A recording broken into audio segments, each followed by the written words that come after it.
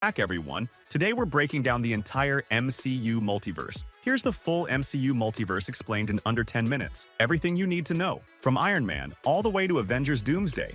Every timeline, every branch, every insane twist. Trust me, this is gonna blow your mind. So let's start with the big one, the Sacred Timeline, officially known as Universe 616. That's the main MCU timeline we've been following since Iron Man kicked things off. Every major event, the Avengers assembling, Thanos' snap, Endgame, it all happened right here.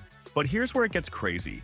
Every time a choice or action creates a Nexus event, the timeline branches. That's how we get alternate realities, like Peggy Carter becoming Captain Carter or the Marvel Zombies universe from What If. And quick reminder, if you're new here, hit that subscribe and bell so you don't miss the hidden details and multiverse breakdowns we've got coming up.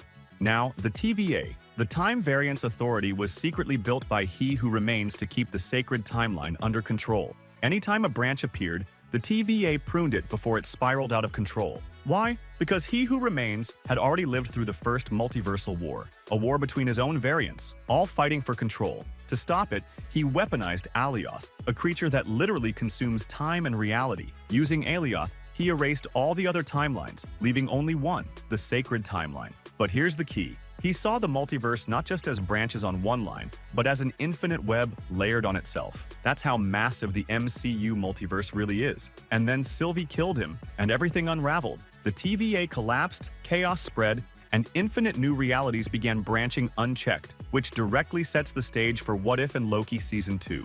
Quick recap so far. We went from one sacred timeline to infinite chaos to Loki realizing the multiverse is far bigger than anyone thought. But that's just the beginning. In What If, we meet Uatu the Watcher, who's supposed to observe, never interfere. Except, yeah, he interferes. These alternate stories, Peggy as Captain Carter, T'Challa as Star-Lord, Strange Supreme, eventually connect. Uatu even assembles them into the Guardians of the Multiverse to fight Infinity Ultron, a variant of Ultron who collects all the Infinity Stones. But it gets darker. Captain Carter sacrifices herself, and Uatu vows to protect the multiverse no matter the cost, even if it means breaking the rules of the Watchers. And rumor alert, he might even show up live action in the Fantastic Four movie. Now let's jump to Spider-Man. No Way Home. Peter and Doctor Strange try the memory wipe spell, but instead of making everyone forget Peter Parker, the spell cracks open the multiverse. That's how villains like Doc Ock, Green Goblin, Electro, Sandman, and Lizard get pulled in.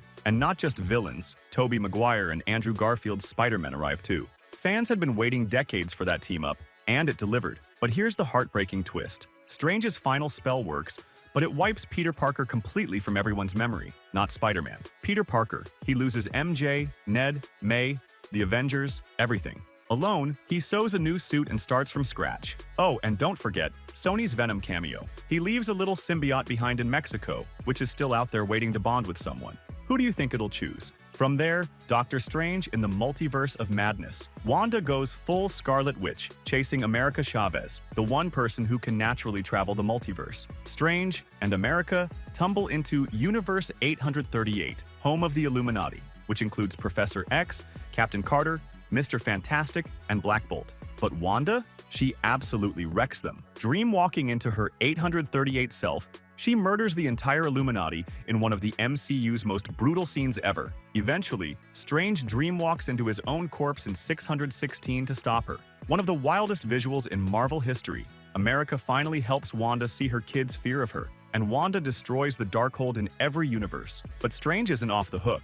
His dreamwalking causes an incursion, where two universes collide. That's when Clea shows up, literally cutting into reality, and tells him it's time to fix what he broke. See what's happening here? Every movie isn't just telling a standalone story. It's layering into this massive multiverse saga, and it only escalates from here. Ant-Man and the Wasp. Quantumania brings us Kang the Conqueror, a ruthless variant of He Who Remains. He's been banished into the quantum realm where he rules like a tyrant. Janet Van Dyne once helped him, but after seeing his true nature, she trapped him there. When the Ant family gets pulled back into the quantum realm, they discover Kang's plan to destroy entire timelines in the name of order. Scott and Hope defeat him, or so they think. But then the post-credit scene reveals the Council of Kangs, Immortus, Ramatut, Scarlet Centurion, and thousands more variants ready for war. Then Loki Season 2 delivers one of the MCU's biggest transformations ever. Loki time slips uncontrollably, meets Victor Timely and realizes the temporal loom can't handle infinite timelines. So he sacrifices himself, walking into the storm and literally becoming the god of stories, sitting at the end of time, holding the multiverse together like roots of Yggdrasil.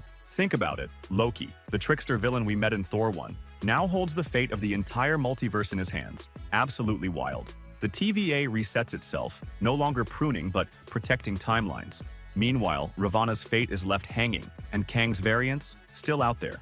From there, the Marvels. Dar-Ben rips open a hole in space-time, Monica Rambeau seals it shut from the other side, and wakes up stranded in a universe where the X-Men exist, complete with Binary, her mom's variant. Yup, the Fox X-Men universe is now officially colliding with the MCU. Then Deadpool and Wolverine. We learn Wolverine is the anchor being of Earth 1005, the Fox universe. Since he died in Logan, that universe is unraveling. Deadpool teams up with Wolverine, gets tangled with the TVA, faces Cassandra Nova in the Void, yep, Alioth is still there, and eventually, Deadpool and Wolverine become the new anchors of that entire universe. And finally, Captain America, Brave New World. The leader asks Sam Wilson, "How will you protect this world from the others?" That one question sets up the entire path to Avengers, Doomsday. So here's the big picture recap. The sacred timeline is fractured. Infinite Kang variants are rising. Loki holds the multiverse together as the god of stories. Monica's with the X-Men. Deadpool and Wolverine are anchors of their universe. And the leader just teased the biggest Avengers threat we've ever seen. And that brings us to the doorstep of Avengers Doomsday. Don't forget to subscribe with the bell so you don't miss my Doomsday breakdown. And drop your craziest theory in the comments. Do you think the Avengers will fight Kang, Doom, or something even bigger? Can't wait to read your thoughts.